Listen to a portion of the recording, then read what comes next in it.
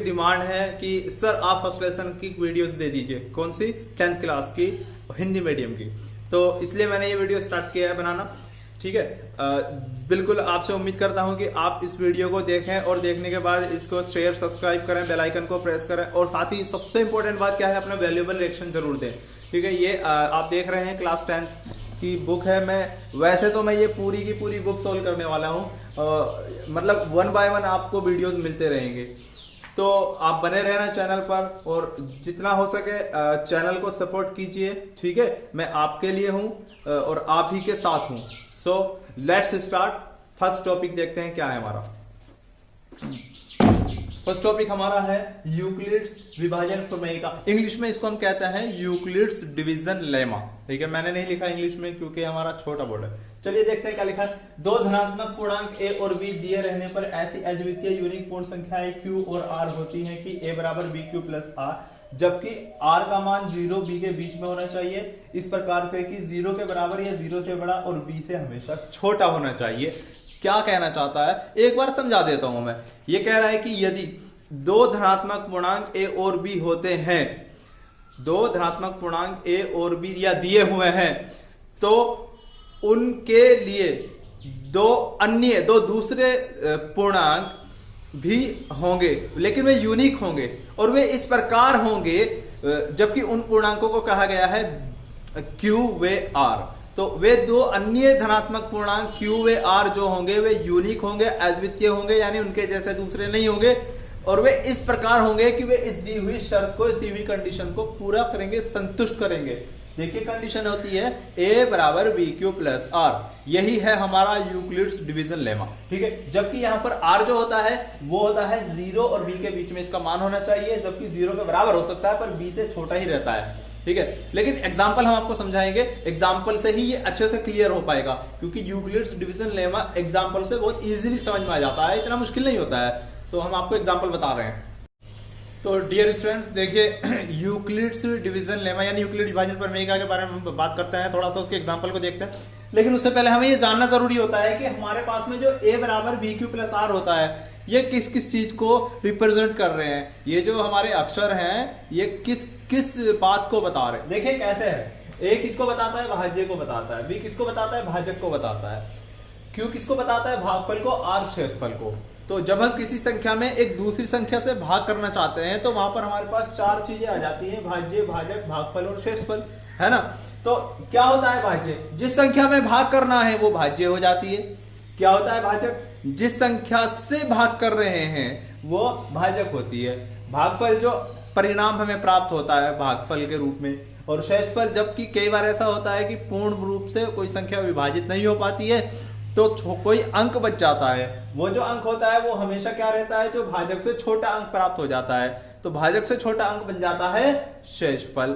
अब देखिए बिल्कुल और इंटरेस्टिंग इंपॉर्टेंट बात मैं आपको बता देता हूं कि इसको नोट कर लीजिएगा। ठीक है, ये नोट करने की बात होती है, इसको नोट कर लीजिएगा, क्योंकि शेषफल हमेशा 0 के बराबर या 0 से अधिक, तो शेषफल का जो मान रहेगा या तो 0 रहेगा अगर संख्या पूर्ण रूप से विभाजित होती हो। उस शर्त में क्या, उस कंडीशन में ये हो जाता है कि शेषफल 0 आ जाता है। लेकिन अगर संख्या पूर्ण रूप से विभाजित नहीं होती तब शेषफल जो हो जाता है वो 0 से बड़ा आ जाता है और लेकिन भाजक से छोटा होता है। तो यानी हम क्या कह सकते हैं? r का मान 0 से बड़ा, 0 के बराबर या b से छोटा होता है। चलिए इसके एग्जाम्पल हम जरूर देखते हैं, बिना एग्जाम्पल के कहानी समझ नहीं आ पाती, क्योंकि लेकिन एग्जाम्पल से पहले हमें ये पूरा का पूरा जो समीकरण है, ये जो नोटेशन है, ये समझना था। ये मैंने आपको समझा दिया है, उम्मीद करता हूं एग्जाम्पल के आप इंतजार कर रहे हैं। चलिए देर नहीं करते, बताते हैं आपको एग्जाम्पल। ठीक है,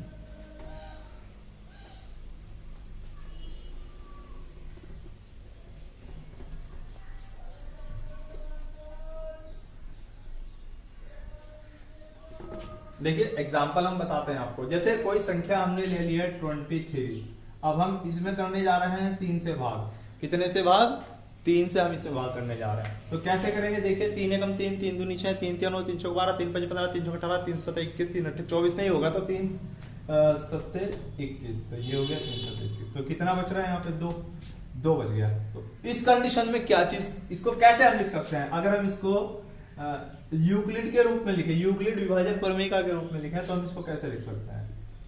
तो यहां पर हमारा a क्या बन गया, वो बन गया 23। यहां पर हमारा b क्या बन गया, वो बन गया 3। यहां पर हमारा q क्या बन गया, वो बन गया 7। यहां पर हमारा r क्या बन गया, वो बन गया 2। तो सिंपली हम इसको क्या लिख सकते हैं, इसको देखो आप, और इसके अकॉर्डिंगली हम क्या लिखेंगे, 23 इक्वल टू, है ना, एंड 3 इंटू 7 प्लस 2, ये चीज होती है। तो बच्चों आप ध्यान दीजिए, आप ध्यान दीजिए, मैं यहां पर 3 से भाग कर रहा हूं, कितने से, 3 से भाग कर रहा हूं। तो क्या ऐसा हो सकता है कि यहां पर शेषफल 3 या 4 आ जाए? शेषफल 3 नहीं आएगा, क्योंकि अगर शेषफल 3 आ जाएगा तो फिर हम 3 का पहाड़ा एक बार फिर बढ़ा देंगे, 8 बार कर देंगे। और अगर शेषफल 3 से बड़ा आता है, 4 या 5 आ जाता है, तो उस कंडीशन में भी हम उसको शेषफल में नहीं लाएंगे, उस नंबर को शेषफल में ना लाते हुए हम 3 का पहाड़ा एक बार आगे बढ़ा देंगे या 2 बार आगे बढ़ा देंगे।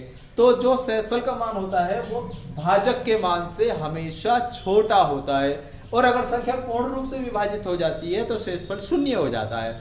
यही बताता है यूक्लिड विभाजन प्रमेयिका। ठीक है, एक एग्जांपल और ले लेते हैं थोड़ा अच्छे से इसको समझने के लिए, इसको नोट कर लीजिए। तो यहां पर आप देख रहे हैं r का जो मान आ रहा है वो 2, और b का जो मान है यहां पर 3। तो r किससे छोटा आ रहा है, b से छोटा आ रहा है। ये भी आप ध्यान दीजिए, r बराबर 2 है, b बराबर 3 है, तो r b से क्या आ रहा है, आएगा ही आएगा, छोटा ही आएगा। ठीक है, देखिए एक एग्जांपल और हम यहाँ पे ले लेते हैं, थोड़ा सा एग्जांपलों को समझना अच्छा रहता है। यूक्लिड विभाजन प्रमेयिका के ऊपर एक एग्जांपल हम ले लेते हैं, जैसे 31। ठीक है, और अब हम यहां पर करने वाले हैं, मान लीजिए हम यहां पर 4 से कर देते हैं। ठीक है, तो 4 8 32 तो नहीं चल रहा है, 4 8 32, तो 4 से 28, 4 से 28, तो कितना बचता है, 8 3 11, 3 ही तो बच जाता है। तो इस केस में हम क्या लिख सकते हैं, इस केस में हम लिख सकते हैं 31 इक्वल एंड 4 इंटू 7 प्लस 3। तो यहां पर आप ध्यान दीजिए, यहां पर जो शेषफल r का मान आया वो कितना आया, 3, परंतु भाजक कितना है, भाजक हमारा b बराबर, हमने कितने से भाग किया, 4 से। तो 7 हमारा भागफल है एक्चुअली। ठीक है, 7 हमारा किस क्या है, यहां पर q के बराबर है। तो दोनों कंडीशन ही फुलफिल हो रही है, ध्यान दीजिएगा। पहली कंडीशन जो है वो है a बराबर बी क्यू प्लस आर, तो ये बन गया a बराबर बी क्यू प्लस आर। तो ये हमारा a के इक्विवेलेंट हो गया, ये हमारा b के इक्विवेलेंट हो गया, ये q के इक्विवेलेंट हो गया, और ये r के इक्विवेलेंट हो गया। तो अब जबकि दूसरी कंडीशन क्या बता रही है कि r शेषफल जो होता है हमेशा भाजक b से छोटा रहता है। लेकिन चलिए एक केस और ले लेते हैं, इस तरीके का कैसे लेते हैं जबकि r का मान 0 आ जाए इसी के अंदर। ठीक है, इसको नोट करते जाइए, ये समझ चलिए देखते हैं, एक केस और ले लेते हैं, r का मान 0 लाना है। ठीक है, चलिए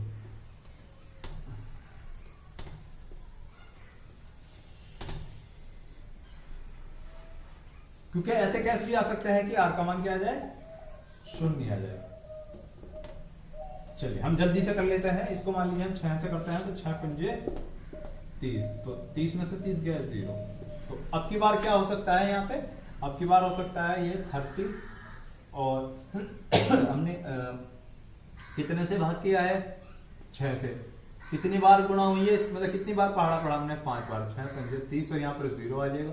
तो ये क्या कंडीशन हो गई, देखो ये इस तरह की होगी। ठीक है, तो ये बराबर इस तरह से हो गया। ठीक है, a बराबर बी क्यू प्लस आर, जबकि यहां पर r कितना आ गया, क्लियरली r हमारा 0 आ गया। तो यूक्लिड विभाजन प्रमेय का उम्मीद करता हूं आपको बहुत अच्छे से समझ आ गई होगी। So my dear students and friends, मैं एक्सरसाइज 1.1 के क्वेश्चंस को लेकर आ गया हूं। तो अब ठीक है, इस वीडियो को स्किप नहीं करना, लास्ट तक देखना है, क्योंकि ये जो भी सॉल्यूशन है तभी आपको समझ आएंगे। ठीक है, लेकिन 3 क्वेश्चन, मतलब जो पहला क्वेश्चन है उसके 3 पार्ट दिए हैं, तीनों पार्ट सेम एक ही तरीके से मेथड से हल करने हैं। मैं एक पार्ट हल करा देता हूं आपके लिए, बाकी के 2 पार्ट आप करेंगे। अगर आप इनकेस कोई विद्यार्थी नहीं कर पाता है तो कमेंट बॉक्स में बता दीजिएगा, फिर मैं नेक्स्ट आगे के जो पार्ट्स हैं उनके लिए भी सॉल्यूशन दे दूंगा। लेकिन ट्राई कीजिए खुद करने का, ठीक है, मैथमेटिक्स खुद करने से आती है। सो लेट्स स्टार्ट, चलिएगा। देखिए हमें ये क्वेश्चन जो है इसमें क्या कहा है, एचसीएफ ज्ञात कीजिए, और एचसीएफ जो ज्ञात करना है 135 और 225 का, लेकिन इसने ये साफ कह दिया है कि यूक्लिड विभाजन प्रमेयिका की सहायता से, है ना, तो इसकी सहायता से हम करेंगे। तो देखिए कैसे करते हैं हम। यहाँ पर सबसे पहले हम लिखते हैं स्टेप नंबर फर्स्ट, ठीक है, स्टेप नंबर फर्स्ट। तो स्टेप नंबर फर्स्ट में हमें क्या करना होता है, यहां पर मैं लिख देता हूं 225 और यहां पर मैं लिख देता हूं 135, और मैं इसको एक बार पहाड़ा पढ़ता हूं तो ये भाग हो जाता है 0 और 9 और 3 12, तो 90 बच जाता है। तो फाइनली स्टेप नंबर 5 में हमें क्या प्राप्त हुआ, हमें स्टेप नंबर 5 में प्राप्त हो गया कुछ इस तरह से 225 बराबर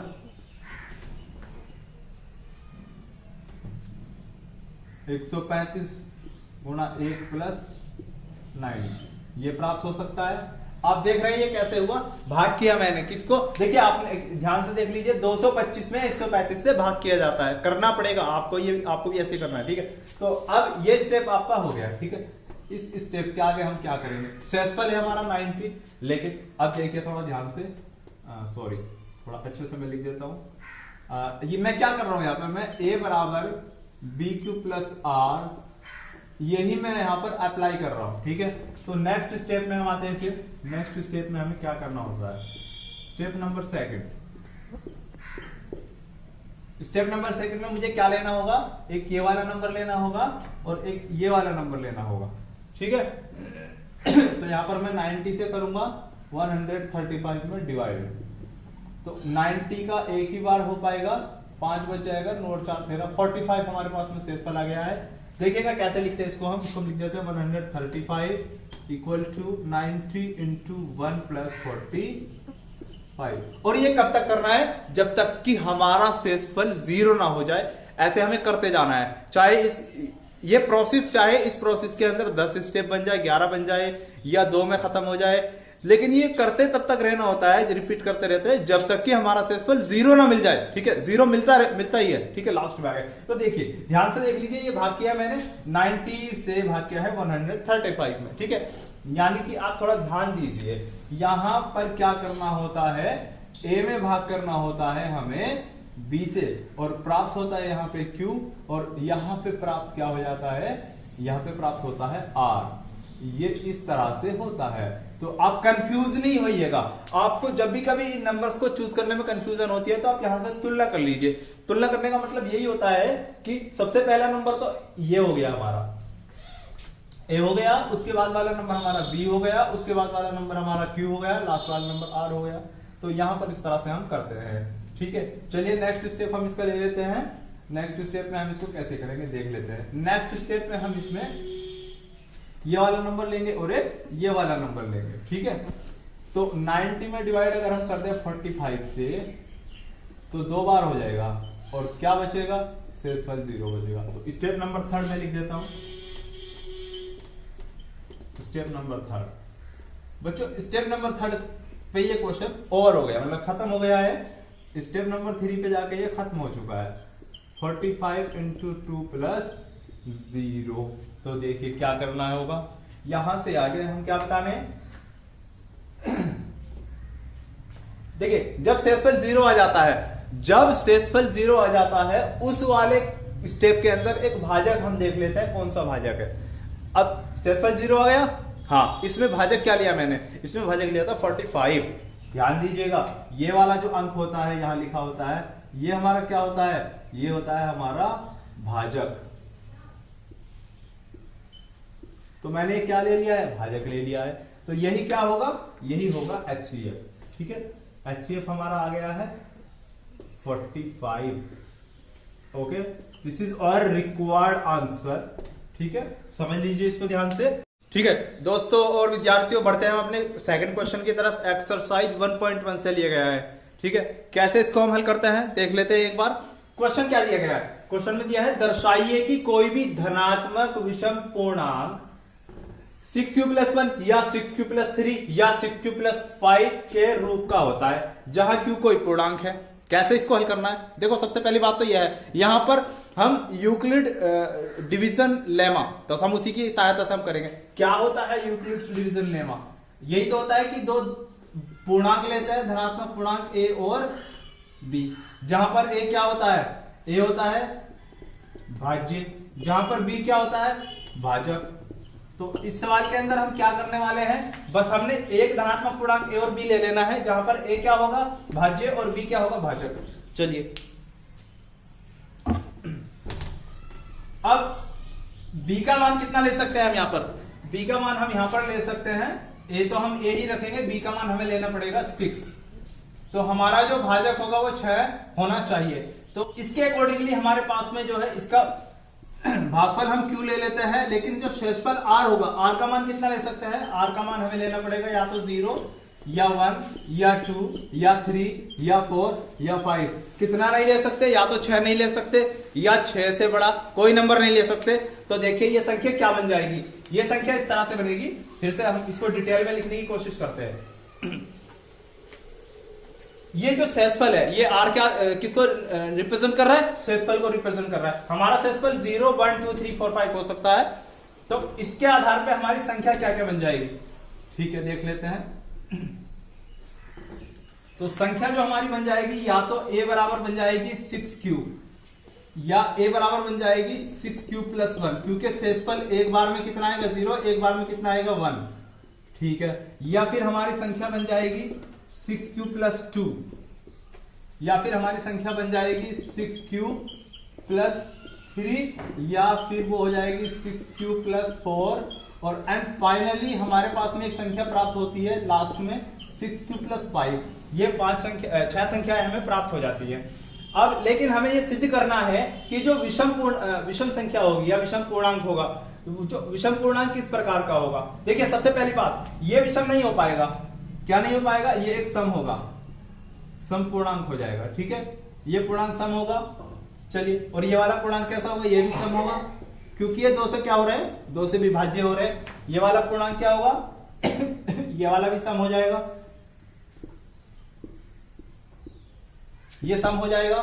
तो देखिए हमारे पास में जो विषम पूर्णांक प्राप्त होते हैं वो 3 प्राप्त होते हैं। विषम पूर्णांक हमारा एक ये प्राप्त हुआ है, दूसरा ये प्राप्त हुआ है, और तीसरा ये प्राप्त हुआ है। यहां पर आप खुद भी ध्यान से देखिए, ये 2 से विभाज्य हो रहा है, ये भी 2 से विभाज्य हो रहा है, और ये वाला भी 2 से विभाज्य हो रहा है, इसीलिए ये समपूर्णांक है। लेकिन हमें चाहिए कौन सा पूर्णांक? हमें चाहिए विषम पूर्णांक। तो हम इसमें से विषम पूर्णांक छांट लेते हैं। तो इस प्रकार विषम पूर्णांक जो प्राप्त होते हैं, इस प्रकार प्राप्त विषम पूर्णांक,